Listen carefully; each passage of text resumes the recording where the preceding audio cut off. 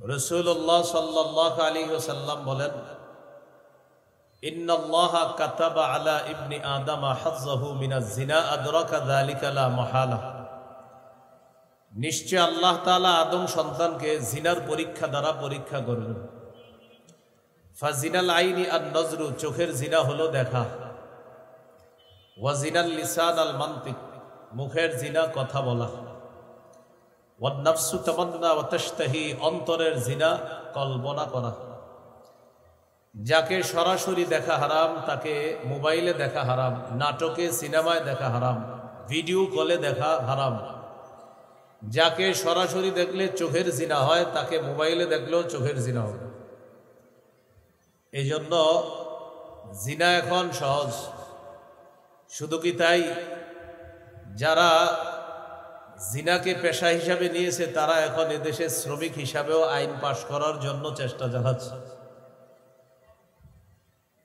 আল্লাহ আমাদের এই দেশকে সকল ধরনের ষড়যন্ত্র থেকে হেফাজত করেন।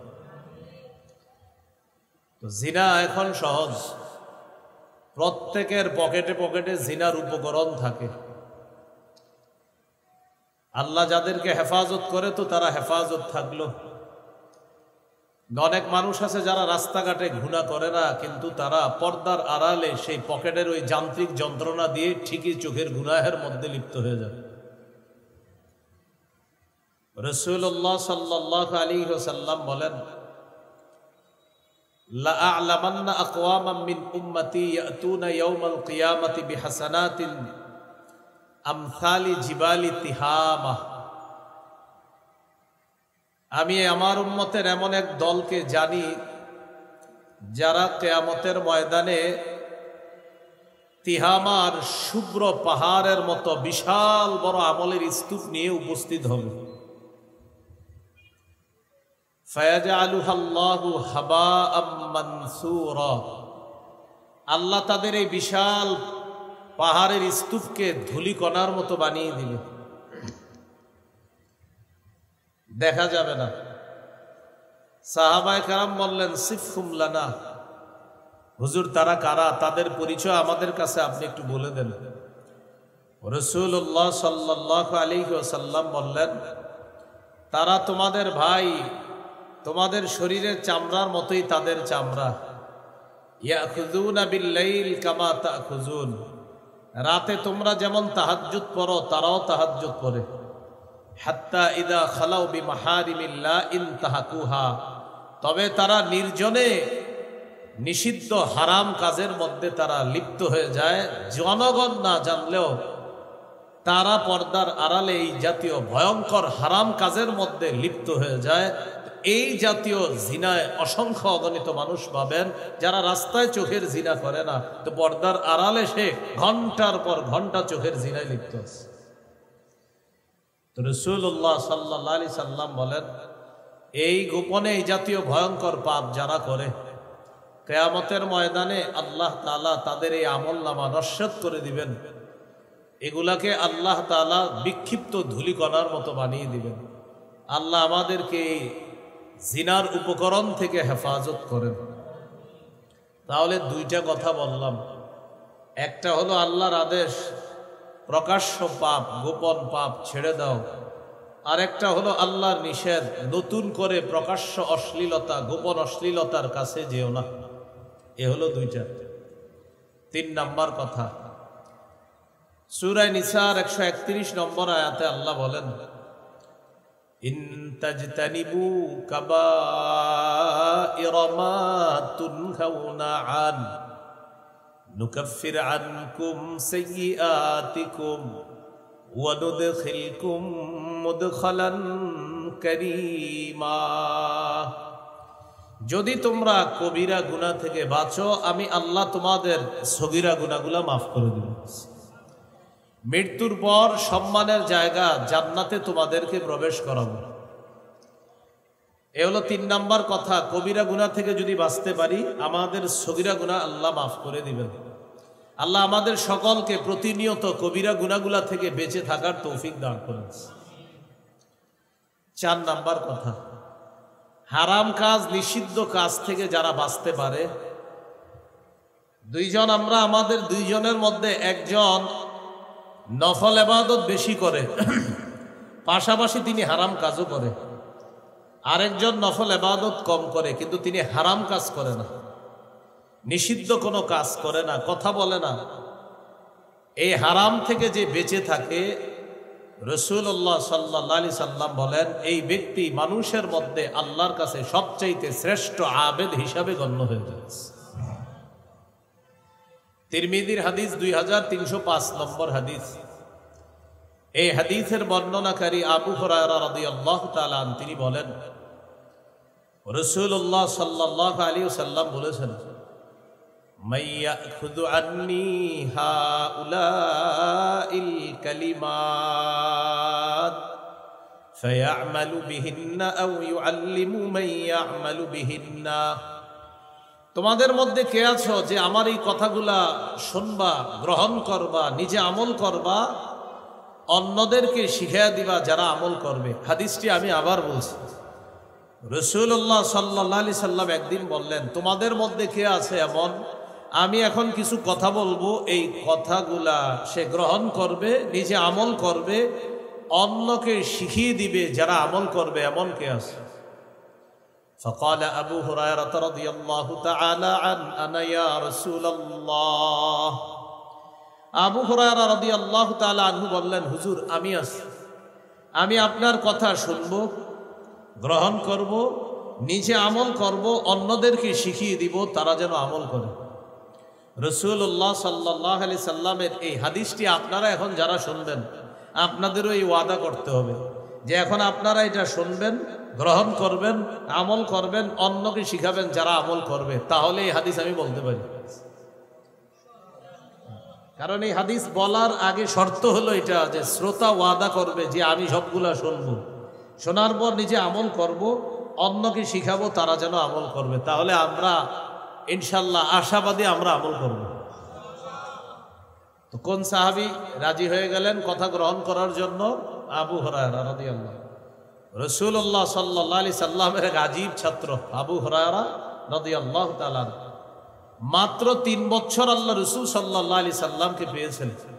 এই 3 বছরে আল্লাহ রাসূলের এত বেশি সোহবত লাভ করেছেন, সান্নিধ্য লাভ করেছেন। 3 বছর ছাত্র হিসাবে আল্লাহ রাসূলের ছাত্রদের মধ্যে শ্রেষ্ঠ ছাত্রদের একজনের মর্যাদা তিনি লাভ করেছেন। কয় বছর মাত্র?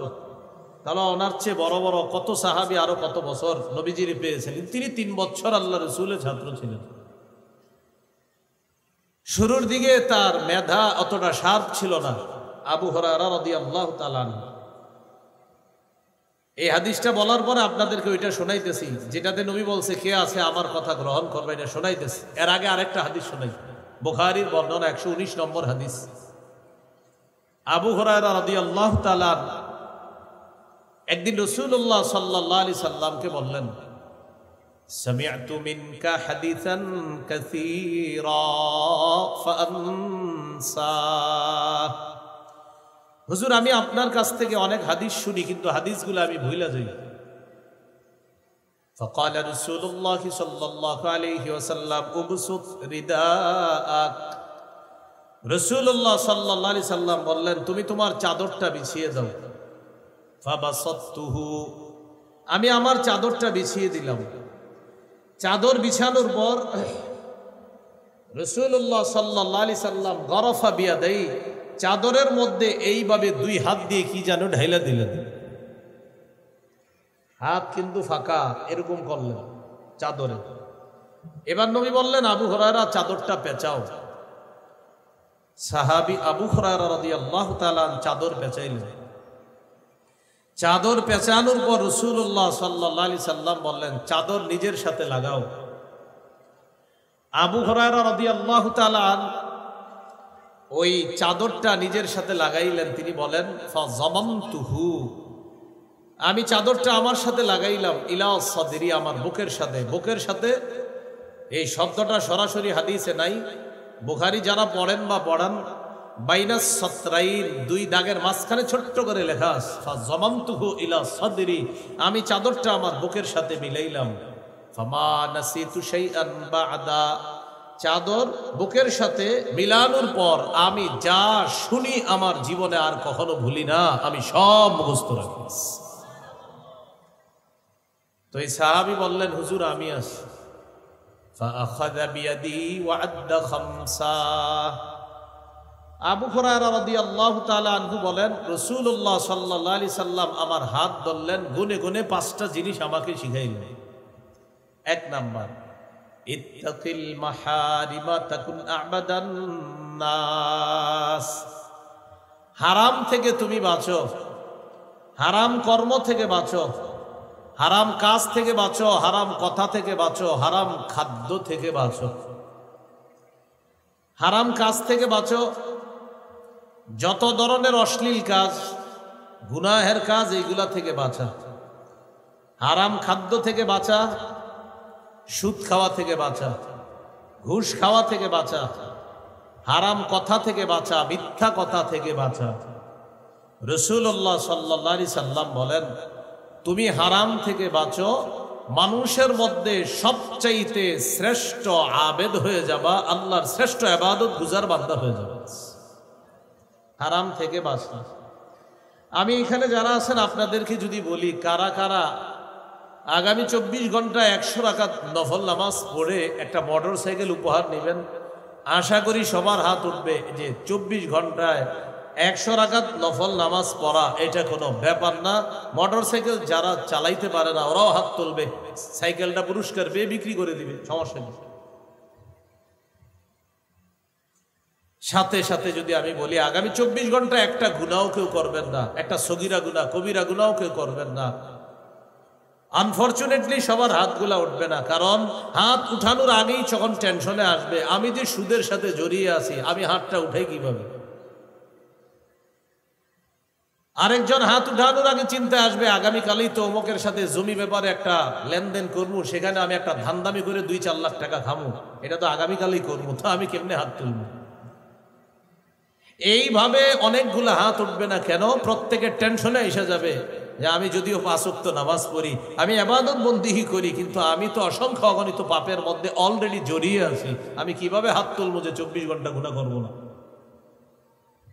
তাহলে 24 ঘন্টা নফল ইবাদত কেউ করবে, হাজারো মানুষের হাত উঠে যাবে। আর যদি বলেন 24 ঘন্টা গুনাহমুক্ত থাকতে হবে, তাহলে দেখবেন অসংখ্য অগণিত হাত উঠতে কষ্ট হচ্ছে, কারণ এই লোক সুদ খায়, এই লোক ঘুষ খায়, এই লোক অন্যায়ের মধ্যে জড়িয়ে আছে। কিভাবে হাতটা উঠাবে? সারাক্ষণ একটা ইলেকট্রনিক যন্ত্রণার মাধ্যমে একটু পর পর জানতে অজান্তে স্বেচ্ছায় অনিচ্ছায় গুনাহের মধ্যে লিপ্ত হয়, হাত উঠাইতে বড় মুশকিল হচ্ছে, কারণ তার শিডিউল আছে যে আগামীকাল এই নাটক সিনেমাগুলো দেখবে, হাতটা উঠাবে কিভাবে বলে। এই জন্য হাত উঠানো বড় মুশকিল যে গুনাহ করব না। রাসূলুল্লাহ সাল্লাল্লাহু আলাইহি সাল্লাম বলেন, ইত্তাকিল মাহারিমা তাকুন আবাদান নাস। হারাম থেকে বাঁচো, মানুষের মধ্যে সবচাইতে শ্রেষ্ঠ আবেদ হয়ে যাবা, কারণ হারাম থেকে বাঁচা বড় কঠিন, বড় মুশকিল। আর কেউ যদি এই মুশকিল কাজটা করতে পারে, আল্লাহর খাতায় সে শ্রেষ্ঠ আবেদ হিসাবে গণ্য হয়ে যাবে। 2 নাম্বার, ওয়ারদ বিমা কাসামাল্লাহু লাকা তাকুন আগনান নাস। আল্লাহ তোমার জন্য যা ফয়সালা করেছেন এতে তুমি খুশি থাকো, মানুষের মধ্যে সবচাইতে স্বনির্ভর বান্দা হয়ে যাবা, সবচাইতে ধনী মানুষ হয়ে যাবে। আল্লাহ যা ফয়সালা করেছেন এটা মেনে নাও, তুমি সবচেয়ে ধনী মানুষ হয়ে যাবে। 3 নাম্বার, ওয়া আহসিন ইলা জারিকা তাকুন মুমিনা। তুমি প্রতিবেশীর সাথে উত্তম আচরণ করো, খাঁটি মুমিন হয়ে যাবা। আমি গাড়ি থেকে নামার পর এখানে যারা যারা আমার দেখছে সবাই মোটামুটি সালাম দিচ্ছে, অনেকে এখান থেকে উঠাও সালাম দিছে, অনেক মুরব্বীরা। কিন্তু এখানে অনেকে আছেন যারা গত 10 বছর আপনার প্রতিবেশীরই সালাম দেন নাই। হুজুরে আসছে, হুজুরে সবাই সালাম দিতেছে, প্রতিবেশীকে 10 বছর 5 বছর হয়ে গেছে সালাম দেন না। এর কি সালাম দেবো? এত আমগো পাশের ঘরের আব্দুর রহিম, আমাদের পাশের ঘরেই থাকে ইউসুফ মিয়া, এর কি সালাম দেবো? আব্দুর রহিম ভাই, ওটা তো আমার ভাতিজা লাগে, আপনি ভাতিজা সালাম দিবেন না? আহা, তো আমার ঘরের পাশেই থাকে, তো সালাম দিছেন, আমার ভাতিজা তো সালাম দেন। অথচ রাসূলুল্লাহ সাল্লাল্লাহু আলাইহি সাল্লাম বলেন, প্রতিবেশীর হক আদায় করো, প্রতিনিয়ত সালামের মাধ্যমে হলেও প্রতিবেশীর হক আদায় করো। রাসূলুল্লাহ সাল্লাল্লাহু আলাইহি ওয়াসাল্লাম প্রতিবেশীর ব্যাপারে বলেন, জিবরিল আমিন আমাকে প্রতিবেশীর ব্যাপারে এত বেশি ওয়াজ করছে, নসিহত করছে, হাত্তা জরান্তু আন্নাহু সাইওয়ারিসুহু, আমি চিন্তিত হয়ে গেলাম, না জানি কখন জিবরিল আমিন এসে বলে পড়ে আমাকে এই কথা বলে ফেলে যে এখন থেকে প্রতিবেশীকে মিরাজ দিতে হবে। এটা বলে নাই, বাকি আমি টেনশনে পড়ে গেলাম, না জানি জিবরিল আমিন এসে আমাকে এটা বলে ফেলে যে প্রতিবেশীকে মিরাজ দিতে হবে। এত বেশি প্রতিবেশীর কথা আমাকে জিবরিল আমিন বলছে। এই জন্য রাসূলুল্লাহ সাল্লাল্লাহু আলাইহি সাল্লাম বলেন, গোস্ত যখন রান্না করো ঝোল বাড়ায় রান্না করো। কেন? প্রতিবেশীর নাকে তোমার গোস্তের ঘ্রাণ যাবে, আমার একজন উম্মত গোস্তের ঝোলের ঘ্রাণ পাবে আর গোস্ত না খেয়ে কষ্ট পাবে। আমি নবী তো এটা সহ্য করতে পারি না, ঝোলটা একটু বাড়ায় দাও। গোস্ত যদি না পাঠাইতে পারো অন্তত ঝোল পাঠায়া দিও, যেন ঝোল দিয়ে ভিজিয়ে ভাত রুটিটা খাইতে পারে, তুমি ঝোল পাঠায়া দিও। আর যদি বলো পাঠাবা না, তাহলে এমনভাবে তুমি ইলিশ মাছ আর গরুর গোস্ত রান্না করো যেন ঘ্রাণ বাহিরে না যায়, লুকিয়ে লুকিয়ে খাও। তো আমার উম্মত তোমার ঘ্রাণ নিবে আর সে খাবে না, এটা তো আমি তোমাকে বলতে পারি না। তুমি ঝোল বাড়াও, আমার উম্মতকে কষ্ট দিও না। আব্দুল্লাহ ইবনে ওমর রাদিয়াল্লাহু তাআলা আনহুমার বর্ণনা দেখেন, কেউ যদি ফল কিনে ঘরে আসে, প্রতিবেশীর বাচ্চা ফলটা দেখছে, আপনি বাসায় আসার পর ফল কেটে আপনার বাচ্চার হাতে ফলটার একটা টুকরা দিয়ে দিলেন, বাচ্চা ফল নিয়ে বাইরে গেছে দৌড়ায় দৌড়ে। সাধারণত বাচ্চাদের হাতে ফল টল কিছু দিলে দৌড়ায় বাইরে চলে যায়। আরেকজনের বাচ্চা আপনার বাচ্চার হাতে ফল দেখা কষ্ট পায়, ওর বাবা ফল আনছে আমার আব্বা আনে নাই। আল্লাহ রসুল এটা বরদাস্ত করে না। আমার কোন উম্মতের শিশু সন্তান তোমার শিশু সন্তানের হাতে ফল দেখে না খেয়ে কষ্ট পাবে, এটা তো আমি নবী তোমাকে অনুমতি দিতে পারি না। হয়তো ফল লুকিয়ে লুকিয়ে খাও, আর যদি অন্যদেরকে দেখায় তুমি ফল ঘরে নাও, ফল প্রতিবেশীর জন্য পাঠাও। তাই তরমুজটা কিনে যখন ঘরে নিবেন হয়তো কালো ব্যাগ দিয়ে নেন যেন কেউ না দেখে, আর যদি দেখায় নেন তাহলে পাঠায় দেন।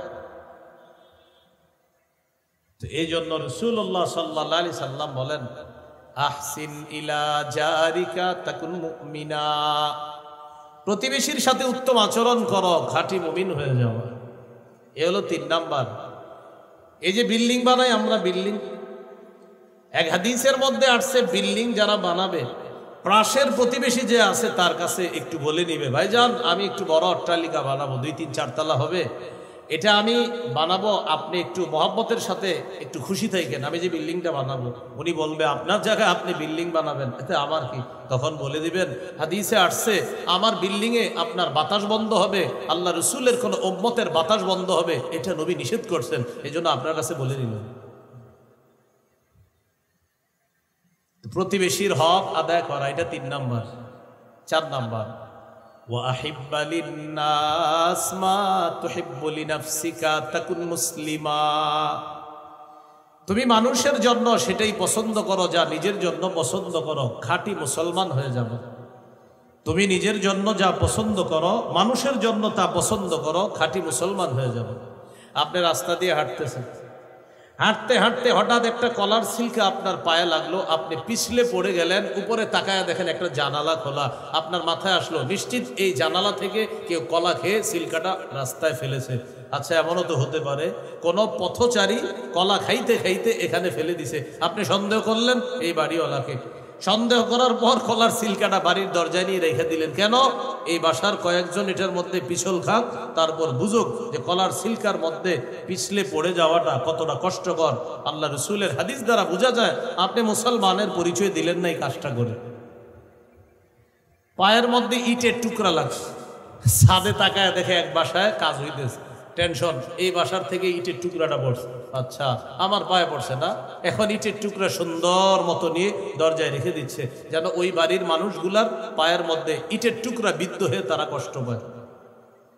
অথচ রাসূলুল্লাহ সাল্লাল্লাহু আলাইহি সাল্লাম বলেন, সহিহ বুখারীর বর্ণনা, কোন মুসলমান রাস্তা থেকে কষ্টদায়ক বস্তু যদি এই নিয়তে সরিয়ে দেয় আমার কোন মুসলমান ভাই বোন যেন কষ্ট না পায়, গফারাল্লাহু লাহু মা তাকদ্দামা মিন যামবি, আল্লাহ তার আগের সব গুনাহ মাফ করে দেন। তো 4 নাম্বার, ওয়া আহিব্বা লিন্নাস মা তুহিব্বু লিনাফসিকা তাকুন মুসলিমা, নিজের জন্য যা পছন্দ করো মানুষের জন্য সেটা পছন্দ করবা, খাঁটি মুসলমান হয়ে যাবা। 5 নাম্বার, ওয়ালা তুকসিরিদ দিহকা ফাইন্না কাসরাতাদ দিহকি তুমিতুল কলবা।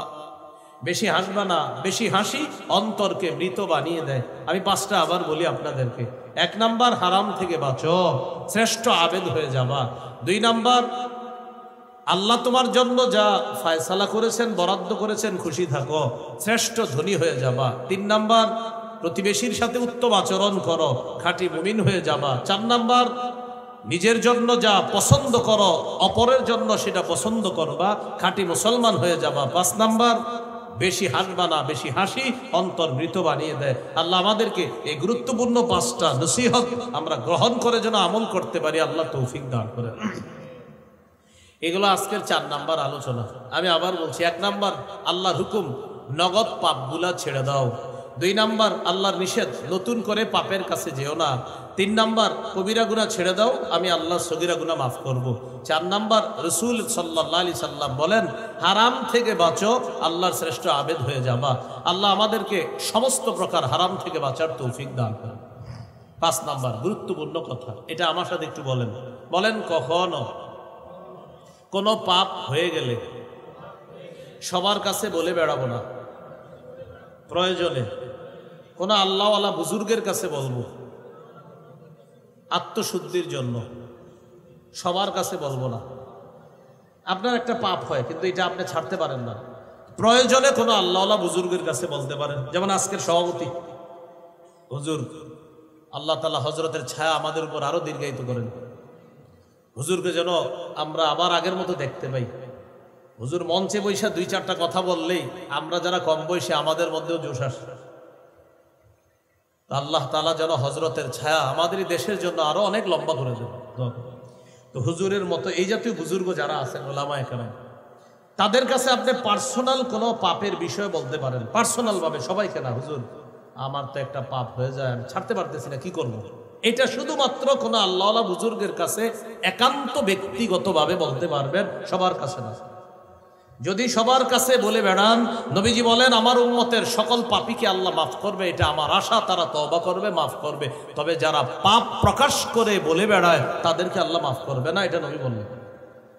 বুখারীর বর্ণনা, ক্বালা রাসূলুল্লাহ সাল্লাল্লাহু আলাইহি ওয়াসাল্লাম, কুল্লু উম্মতি মুআফান ইল্লাল মুজাহিরিন। রাসূলুল্লাহ সাল্লাল্লাহু আলাইহি সাল্লাম বলেন, আমার উম্মতের সকলকে ক্ষমা করে দেওয়া হবে, তাদেরকে ক্ষমা করা হবে না যারা গুনাহ প্রকাশ করে। এবার আল্লাহ রাসূল বলেন গুনাহ কিভাবে প্রকাশ করে, দেখেন মিলে কিনা। নবী বলেন আমার উম্মতের অনেকে রাতের বেলা পাপ করে, সকাল হওয়ার পর তার এই পাপটার উপরে আল্লাহ একটা পর্দা ফেলে রাখছিলেন। ওয়াকাদ সাতারাহুল্লাহ, আল্লাহ তার এই পাপের উপরে একটা পর্দা ফেলে রাখছে, রাতে পাপ করছে।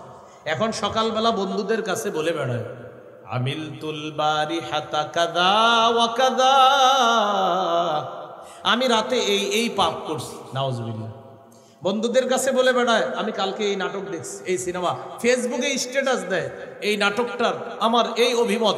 ডিয়ার ফ্রেন্ডস, তোমাদের কি অভিমত? প্রত্যেকে তার অভিমতগুলা ব্যক্ত করো। কি সুন্দর ডিজিটাল পদ্ধতির গুনাহ। নাটক দেখে আবার লিখতেছে যে আমি এটা উপভোগ করলাম, তোমরা কেমন উপভোগ করছো বলো। তখন রাত 3টা-4টার দিকে একটা স্ট্যাটাস দিয়ে ঘুমায়া যায়, ডিয়ার ফ্রেন্ডস আবার তোমাদের সাথে আবার আগামীকাল দেখা হবে, এটা বলে দেয় সি ইউ টুমরো ইত্যাদি একটা দিয়ে লিখে দিবি, কালকে দেখা হবে, আবার দেখা হচ্ছে।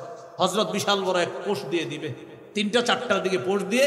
আমরা যারা ইসলামী মাইন্ডের আমাদেরকে নসিহত করে, হুজুররা যদি এইভাবে চলে তাহলে আশা করি ইসলামী হুকুমত কায়েম হবে। এরকম একটা স্ট্যাটাস দিয়ে 4টা বাজে ঘুমায়া গেছে আর বন্ধুদের কাছে দোয়া চাইছে। ফজরও পড়ে নাই, সকাল 10টার দিকে উঠছে। উনি আমাদেরকে হুজুরদেরকে ইসলামের রূপরেখা শিখেছে। উনি খুব টেনশনে আছে, চিন্তিত আছে বিষয়গুলো নিয়ে। একক তো নামাজও পড়ে না, আলেম ওলামাদেরকে এসে শিখায় যে এইভাবে চলতে হবে। এটা শিখায়া ওই ফজর না পড়ছে কেন, ওই যে টেনশনে যে হুজুর আসলে কাজগুলো ঠিক মতো হইতেছে না, এই জন্য উনি টেনশনে ফজর পড়ে না, জোহর পড়ে না, আসর পড়ে না, মানে উনি তো আমাদের কিনা টেনশনে আছে। তো পাপ ফেসবুকে এখন বলে বেড়ায়। আমার বয়স্ক যারা আছেন, আমার বয়সী যারা ছোট বড় আছে, পায়ে ধরি হাতে ধরি, পাপ হয়ে গেলে ক্ষমা চান, এটা বলে বেড়ায় না। বলে তো বেড়ায়, ফেসবুকে দিয়ে বেড়ায়। ফেসবুকে দেওয়া মানে পুরো দুনিয়ারে আপনি জানেন, সাক্ষী রেখে ফেললেন। আল্লাহর হস্তে এই কাজ ভবিষ্যতে আর করেন না। ফেসবুকে যারা এই জাতীয় লেখা লিখে ফেলেছেন ডিলিট করে দেন, তাড়াতাড়ি রিমুভ করেন, এটা সরিয়ে ফেলেন। সাক্ষী কারে বানাইতেছেন আপনি? সহিহ মুসলিমের বর্ণনা, কিয়ামতের ময়দানে কোন কোন পাপীকে আল্লাহ পর্দার আড়ালে নিয়ে বলবেন, তারিফু যাম্বা কাযা ওয়া কাযা, আচ্ছা তুমি কি এই পাপ করছো? ওই বান্দা স্বীকার করবে, হ্যাঁ আল্লাহ আমি এই পাপ করছি। আল্লাহ তাআলা পর্দার আড়ালে বলবেন, বান্দা তোমার কিছু ভালো কাজ আছে, এই কাজগুলোর কারণে আমি আল্লাহ তোমার ডান হাতে আমলনামা দিয়ে দিলাম, পর্দার আড়ালেই তোমাকে মাফ করে দিলাম, পাপগুলোও গোপন করে রাখলাম, আমি প্রকাশ করব না কারো কাছে, যাও ডান হাতে আমলনামা দিয়ে দিলাম। তা আমরা তো দুনিয়াতেই প্রকাশ করে দিই, সেখানে আর কি গোপন থাকবে? এখানেই তো সবাইকে বলে দিই।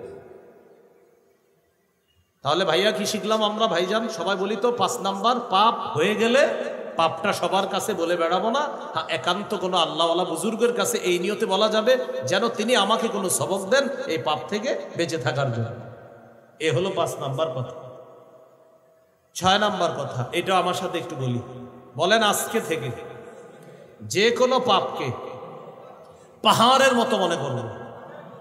আমি মনে করব আমার উপর একটা পাহাড়, এই পাহাড় আমার উপর পড়বে, আমি ধ্বংস হয়ে যাব। তাহলে আজকে থেকে যে কোনো একটা পাপ মনে করব পাহাড়, এই পাহাড় আমাকে ধ্বংস করে দিবে। এটা আমার কথা না, সহিহ বুখারীর বর্ণনা, আব্দুল্লাহ ইবনে মাসউদ রাদিয়াল্লাহু তাআলা আনহুর বর্ণনা। তিনি বলেন, ইন্নাল আবদাল মুমিনা ইয়ারা যুনুবাহু কাআন্নাহু কাঈদুন তাহতা জাবালিন ইয়াখাফু আন ইয়াকা আলাইহি। মুমিন বান্দা গুনাহকে মনে করবে পাহাড়, এই পাহাড়ের নিচে সে বসা, আর এই পাহাড় তার উপরে পড়বে, সে ধ্বংস হয়ে যাবে। তো মুমিন বান্দা মনে করবে সে একটা গুনাহকে, যে আমার উপর পাহাড়, আমি পাহাড়ের নিচে বসা, এই পাহাড় পড়বে, আমি ধ্বংস।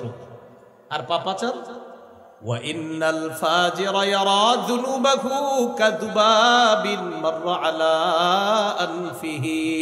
পাপাচার গুনাহকে মনে কর, চোখের পানি ছেড়ে দিয়ে বলতেছে, ভাই আমার গত 10 বছর 15 বছর এক ওয়াক্ত নামাজ কাজা হয় নাই, আজকে হঠাৎ শয়তানের ধোঁকায় বা কোনো কারণে আমার এক ওয়াক্ত নামাজ কাজা হয়ে গেছে, এই জন্য আমার মনটা এত খারাপ।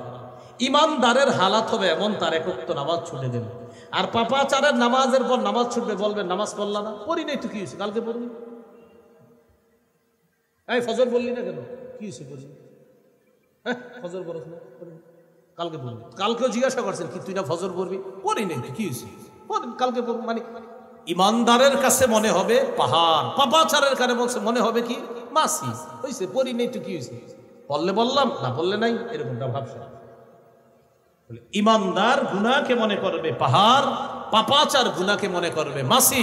আপনি দুঃখজনক হলেও সত্য কথা, এমন মুসলমান পাবেন যারার কাছে নামাজের বিষয়টা এমন, মন চাইলে মাঝে মাঝে পড়ি, মন চাইলে মাঝে মাঝে পড়ি না। অর্থাৎ আমার মন চাইলে আমি পড়বো, আমার মন চাইলে আমি পড়বো না, মানে মাসি। আল্লাহ হেফাজত করেন। বলেন, নামাজ কি মন চাইলে পড়া না পড়তেই হবে? আল্লাহ আমাদেরকে কথাগুলা বোঝার তৌফিক দান করেন।